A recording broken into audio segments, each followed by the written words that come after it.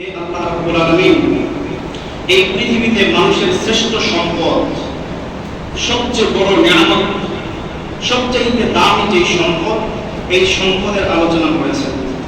আমি আপনাদের কাছে জিজ্ঞেস করতে চাই, এই পৃথিবীতে হাজারো মানুষ আছে, চাই সে পুরুষ হোক অথবা নারী হোক, বিশাল বড় বাড়ি অর্জন করতে পেরেছে, দামি গাড়ি অর্জন করতে পেরেছে, সম্পদের পাহাড় করতে পেরেছে, ইজ্জতের পাহাড় করতে পেরেছে, কিন্তু ঈমান অর্জন করতে পারে নাই।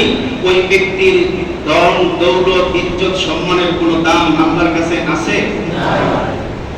কোন ব্যক্তি ঘুরে পড়ে থাকে, রিকশা চালায় জীবন পরিচালনা করে, এক বেলা খেতে পেলে দুই বেলা খেতে পায় না, চেহারা সুরত ভালো না, পোশাক আশাক এতটা দামি না, সামাজিক অবস্থান তার অতটা নাই, শিক্ষা দীক্ষার এত সার্টিফিকেটও তার নাই, দম দৌলত তো বলতেই কিছু নাই, দিন মজুর কামলা দুনিয়ার কোন সম্পদ তার নাই, কিন্তু একটা শ্রেষ্ঠ সম্পদ সে অর্জন করতে পেরেছে, ওটার নাম হলো ঈমান। আমি আপনাদের কাছে জিজ্ঞেস করতে চাই, এই লোকটার দাম আল্লাহর কাছে আছে না নেই?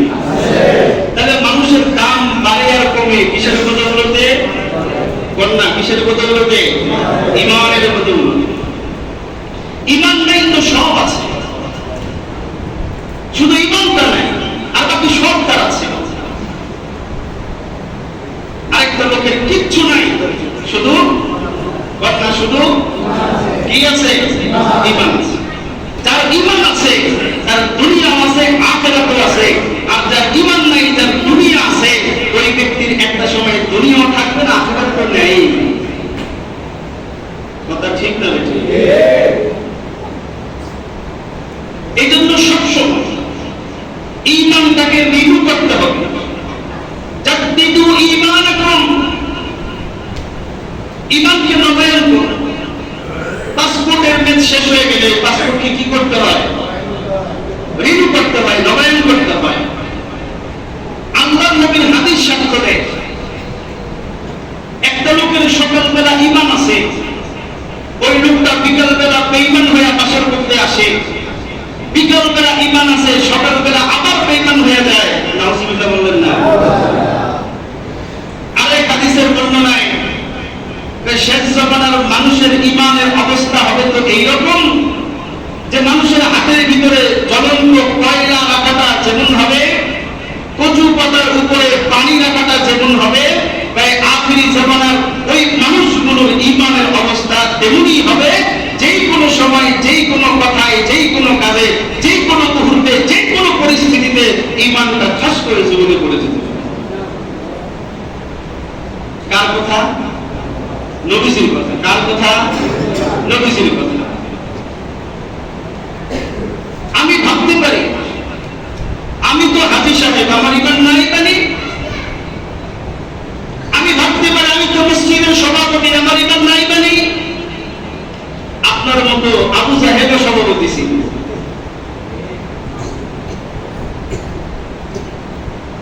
আপনার মতো দানবীর মাদার তেরেসাও ছিল। ঈমান ছিল কি? দুনিয়ার সমস্ত আমল কাজ, ভালো কাজগুলো কোরআন থেকে আমলে সালেহা বলেছে, কোরআন থেকে আমলে হাসানা বলেছে। এই আমলগুলো আল্লাহর কাছে মকবুল হওয়ার জন্য, আল্লাহর কাছে মঞ্জুর হওয়ার জন্য, আল্লাহর কাছে কবুল হওয়ার জন্য শর্ত হইল, জোরে বলেন, জোরে বলেন, আরো জোরে বলেন, ঈমান। ঈমান ছাড়া কোনো আমল আল্লাহর কাছে গ্রহণযোগ্য হবে না। এজন্যই তো কোরআনে কারিমে আল্লাহ বলেন, وَإِذَا قِيلَ لَهُمْ آمِنُوا كَمَا آمَنَ النَّاسُ, অন্যত্র আল্লাহ বলেন, فَإِنْ آمَنُوا بِمِثْلِ مَا آمَنْتُمْ بِهِ فَقَدِ اهْتَدَوْا। আল্লাহু আকবার বলেন। আল্লাহ বলেন, তারা যদি ঈমান আনে, فَإِنْ آمَنُوا بِمِثْلِ مَا آمَنْتُمْ بِهِ,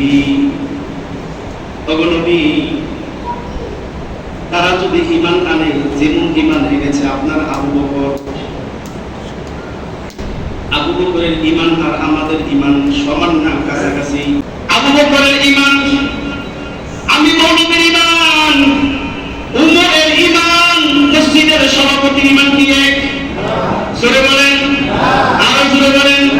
ওই যে উসমানের ঈমান, আলীর ঈমান, আমাদের নূরপুর মসজিদের সকল মুসল্লিদের ঈমান কি সমান সমান? তাহলে আপনি রাতের বেলা কেমনে ঘুমান? ঈমান যদি আবু বকরের মতো না হয়, ঈমান যদি উমরের মতো না হয়, ঈমান যদি উসমানের মতো না হয়, ঈমান যদি আলীর মতো না হয়, আপনি রাতের বেলা কেমনে ঘুমান এই ঈমান নিয়ে? আপনার ভিতরে কি মালিকের ভয় নাই? এমন নরমাল ঈমান, এমন দুর্বল ঈমান নিয়ে আপনি কেমনে ঘুমান? আপনি ভাবেন জুমার নামাজ পড়লেই বুঝি আমি বড় ঈমানদার, মক্কায় গিয়া বাইতুল্লাহ তওয়াফ করলে বুঝি আমি বড় ঈমানদার। না না না, এটা আপনার ভুল চিন্তা বুদ্ধি। নামাজ পড়লে ঈমানদার হওয়া যায় না। যায়নি যায়নি হজ করলে ঈমানদার হওয়া যায় না। গত জুমায় বলেছিলাম নবীর পিছনে নামাজ পড়েছে, নবীর চাইতে শ্রেষ্ঠ পীর, শ্রেষ্ঠ অলি, নবীর চাইতে এত দামি মানুষ এই পৃথিবীতে আর কেউ ছিল না। এত দামি জায়গায় নামাজ পড়েছে, এর চাইতে দামি জায়গা পৃথিবীতে আর কোথাও আসেনি। এত দামি মানুষগুলোর সাথে নামাজ পড়েছে, আবু বকরের মতো সমান মানুষ পৃথিবীতে আর কেউ আসেনি। এরপরেও লোকগুলোর ঈমানের সমস্যা ছিল। লোকগুলোর ব্যাপারে নবীজি ফতোয়া দিয়ে গেছেন, লোকগুলো হলো মুনাফিক। লোকগুলো কি? তাহলে বুঝা গেল নামাজ পড়লে মুনাফিক হয়। দাঁড়িয়ে টুপি, সুন্দর সুন্দর মুখের পুরি, এগুলো দিয়ে ঈমান যাচাই করা যায় না। দাড়ি টুপি আর পাঞ্জাবি, সুন্দর সুন্দর কথাই যদি ঈমানদার হওয়া যাইত, তাহলে দরবাস বাবাই দাড়ি কাইটা নমর হইয়া যাইতে পারত।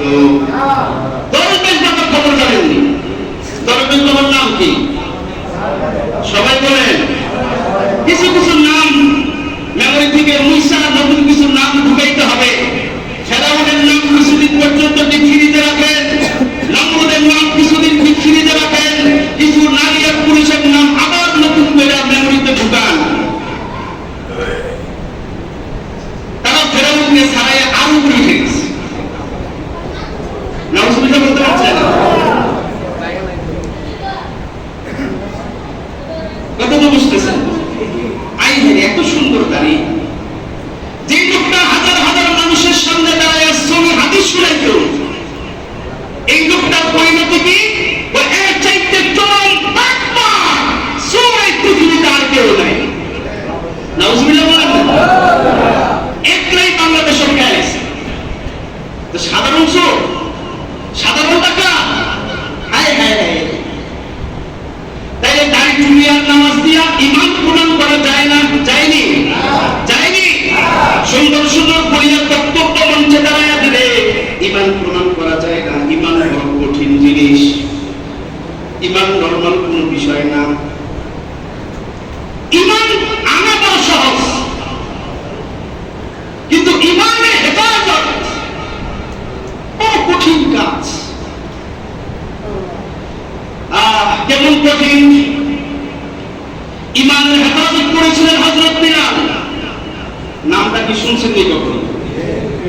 ঈমানের হেফাজত করেছিলেন হযরত বিলাল, ঈমানের হেফাজত করেছিলেন হযরত খাব্বাব, ঈমানের হেফাজত করেছিলেন ফেরাউনের ঘরের বিবি আসিয়া। জোরে বলেন কথা ঠিক কিনা? আল্লাহ কোরআন ডাক দিয়ে বলে ফিরআউনা ফিল আওতাদ, একজন নারী কত ঈমানওয়ালা, ঈমানের কত পাওয়ার, ঈমান তার কত শক্তিশালী।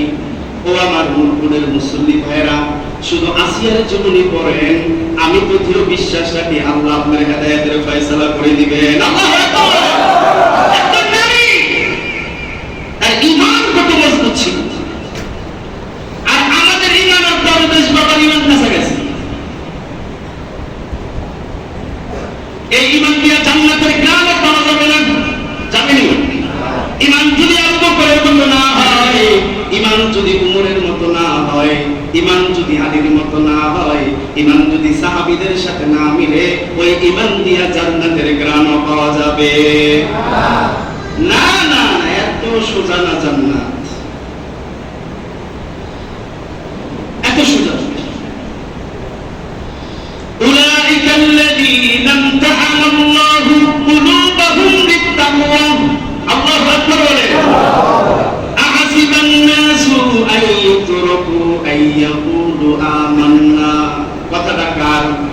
আওয়াজ দিয়ে বলেন কার? জোরে বলেন কার? কথার সাথে বলেন তো কার? আল্লাহ। একটা আয়াত শুধু নিজের জীবনের সাথে দিলেন, কষ্ট হয়েছে আপনাদের? ইমান ইমান এটা শিখতে হবে।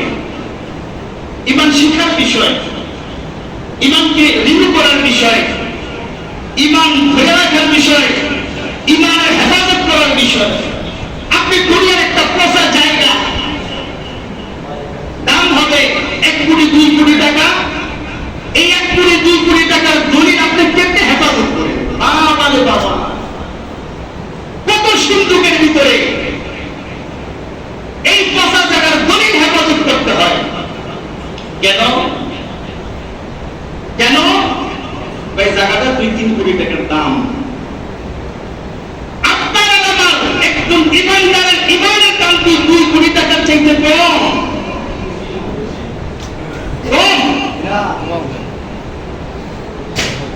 টোটাল দুনিয়াতে যদি এক পাল্লায় রাখা হয়, তাম দুনিয়ার যা কিছু আছে সব যদি একটা পাল্লায় রাখা হয়, নবীর একজন সাহাবী হযরত আবু বকরের ঈমান যদি এক পাল্লায় রাখা হয়, আমি আপনাদের কাছ থেকে জানতে চাই কোন পাল্লাটা ভারী হবে? আবু বকর সিদ্দিকের ঈমানের পাল্লা। আল্লাহু আকবার বলতে বলছে, এটার নাম হলো ঈমান। হযরত বিলালের ইতিহাস, নির্যাতনের স্টিম রোলার চালায়া দিয়েছে বিলালের উপরে। হযরত খাব্বাবের ঈমানি পরীক্ষা নির্যাতনের স্টিম রোলার তার উপরে চালায়া দিয়েছে। ঈমান ছাড়ছে? ঈমান ছাড়ছে? আপনি তাইনা করে ঢুকে আপনি ঈমান ছেড়ে দিলেন। আমরা যে কত বড় মুনাফিক, আমরা যে কত বড় দালাল, আমরা যে আল্লাহ পাকের কত বড় নাফরমান, এটা তো সবাই বলে দিতেছে। আমরা যে কত বড় গাদ্দার, মালিকের সাথে গাদ্দারি করেছি, আল্লাহ পাকের কোরআনের সাথে গাদ্দারি করেছি, আল্লাহ পাকের দ্বীনের সাথে আমরা গাদ্দারি করেছি। করে কি করি নাই? বিবি আসিয়ার কথা কোরআন কারীমের মধ্যে আল্লাহ রাব্বুল আলামিন ফেরাউন তাকে কি পরিমাণ নির্যাতন করেছে, পেরেক মারছে, পেরেক। ওয়াফিল আউনাতিল আওতা, ওই পেরেক মারা ফেরাউন বিবি আসিয়া নিজের স্ত্রী, স্বামী হলো বেঈমান, স্ত্রী হইল আল্লাহওয়ালা। ঈমান সার, ঈমান সার। আসিয়া বলে জীবন দিতে রাজি, তো ঈমান দিতে রাজি না। আল্লাহু আকবার। এই জীবন দিয়ে দিব কিন্তু কি দিব না? ঈমান দিতে পারবো না। রে ফেরাউন, তুই মার কত মারবি? মার কত মারবি? ফেরাউন পেরেক মারে, পেরেক মারে। ওই যে আবু জাহেল সুমাইয়াকে শহীদ করছে, ঘটনা শুনছেন। এমন কোন জায়গা পাকলে আঘাত করে নেই, তার লজ্জায় স্থান পর্যন্ত আঘাত করছে, কিন্তু ঈমান ছাড়ে না। আল্লাহু আকবার। এটা কোন পুরুষের ঈমানি হালত বললাম না, এটা হলো সাহাবী আর নারীদের ঈমানের কথা বললাম। আর এক একজন সাহাবী কি পরিমাণ ঈমানের পাওয়ার আর কি শক্তি ছিল ঈমানের। খাব্বাবের ইতিহাস পড়েন, বেলালের ইতিহাস পড়েন, সাহাবীদের ঈমানি পরীক্ষাগুলো দেখেন। এক একজন সাহাবীর ঈমানের কি পাওয়ার, কি পাওয়ার, ঈমানের কি শক্তি ছিল, কি কঠিন কঠিন পরীক্ষার সম্মুখীন তারা হয়েছেন। গায়ের চামড়া শেষ, সুন্দর চেহারা শেষ, হাত শেষ, শেষ, জীবনের সবকিছু বিলীন করেছে কাকে পাওয়ার জন্য? আল্লাহকে পাওয়ার জন্য। এই জন্যই তো আমরা বলেছেন আমিনু, ঈমান আনো কামা আমানান নাসু। তাফসীরের কিতাবে বলে ওই সমস্ত ব্যক্তিদের মতো যারা ঈমান আনছে। তাফসীরের কিতাবে নাসের ব্যাখ্যা করছে এরা হলো বিশ্ব নবীর সেই সোনালী যুগের ঈমানদার সাহাবীরা। আল্লাহু আকবার। ঈমান আনো আবু বকরের মতো, ঈমান আনো ওমরের মতো, ঈমান আনো উসমানের মতো, ঈমান আনো আলীর মতো, ঈমান আনো সাহাবীর মতো, তাহলেই তুমি প্রকৃতপক্ষে ঈমানদার। আর না হইলে তুমি একটা বাটপা। তুমি একটা কি?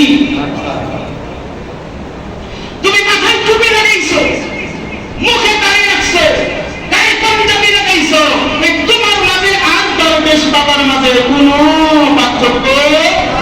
দরবেশ বাবা ধরা খাইছে 15 বছর পরে, তুমিও ধরা খাইবা মরণের টাইমে।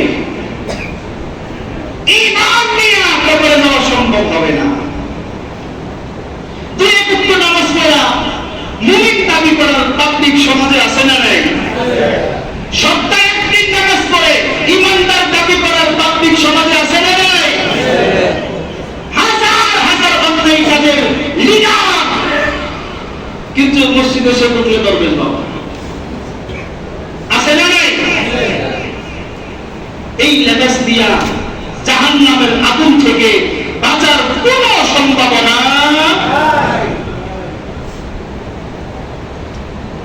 ইমানের সাবজেক্ট বড় কঠিন। শুধু লা ইলাহা ইল্লাল্লাহ মুহাম্মাদুর রাসূলুল্লাহ, আমরা তো ভাবি মনে হয় এই 6 কালিমা পড়লে আমি ইমানদার। এই ওয়াজ আপনাকে দিছে কি? এই ওয়াজ না পাইছে যে কালিমা পড়লাম আজকের জুমায় তো এগুলো পাবলিক পাওয়া যাবে, ইমানদার হওয়ার জন্য কালিমা পাইবে এটাও সে জানে না। আছে না নাই? একটা পরীক্ষা নিব, জানলেও যদিও ছোটবেলায় মা বাবা ধমকায়া মসজিদের মক্তবে পাঠায়া ওই যে ফিরি ফিরি মসজিদের মক্তবে করতে তো টাকা পয়সা লাগে না, লাগে না আপনাদের এলাকায়? ওই ফিরিতে হুজুরের কাছ থেকে 6টা কালিমা লা ইলাহা ইল্লাল্লাহ মুহাম্মাদুর রাসূলুল্লাহ শিখাতে বের হইছে। জীবনে আর কোনোদিন না প্রাইমারি স্কুলে, না হাই স্কুলে, না ভার্সিটিতে, না আন্তর্জাতিক লেভেলে কোনো জায়গায় তাকে ইমানি শিক্ষা দেওয়া হয়। ছোটবেলা মসজিদ থেকে ইমানের কালিমা নিয়ে বের হইয়া এই পরে কর্মজীবনে ওই যে নাস্তিক আর মুরতাদ হইয়া ভার্সিটি থেকে বের হয়ে আসে। এরকম ইতিহাস দেশে আসে না নাই? পড়াশোনা করতে করতে করতে করতে আল্লাহই নেই। পড়াশোনা করতে করতে করতে গবেষণা করতে করতে প্রায় মানুষকে আল্লাহ বানাই নাই, বানানোর থেকে মানুষ তৈরি। যারা নাউজুবিল্লাহ বলে নাই, বলবো কিছু? সবাই নাউজুবিল্লাহ বলেন। আমাদের সৃষ্টিকর্তা কে? বলেন কে? আমাদের দেশে তো এই চিত্রই আমরা দুদিন দেখলাম। জানতে জানতে জানতে জানতে জানোয়ার হয়ে গেছে। এই পাশে আল্লাহর পর্যন্ত মানে না, দিন মানে না, সে ইসলামকে ওই আধুনিক বানাইতে চায়। আধুনিক এত বড় গবেষক সে, গবেষণা করতে করতে মাথার চুল পর্যন্ত বলে গেছে। নাম দেওয়া হয়েছে তারা বুদ্ধিজীবী। আজকে এই বুদ্ধিজীবীদেরকে আর খুঁজে পাওয়া যাচ্ছে না, কোথায় যে হারিয়ে গেল। টকশোতে বসলেই রাজাকার, টকশোতে বসলেই অমুক তমুক জামাত শিবির, হায় হায়, এই লোকগুলো কই? সেই চোর মুরগি চোর আরো কত কিছু, এই লোকগুলো তার পাচ্ছি না। যেই লোকগুলো বসে বসে কোরআনের ভুল করেছে, যেই লোকগুলো বসে বসে হাদিসের ভুল করেছে, যেই লোকগুলো বসে বসে সংবিধান থেকে বিসমিল্লাহ বাদ দেওয়ার সিদ্ধান্ত গ্রহণ করেছে, এই লোকগুলোকে আর খুঁজে পাওয়া যাচ্ছে না। ইসলামকে কি খুঁজে পাওয়া যাচ্ছে না? ইসলাম আছে, কোরআন আছে, এদেশে ইসলাম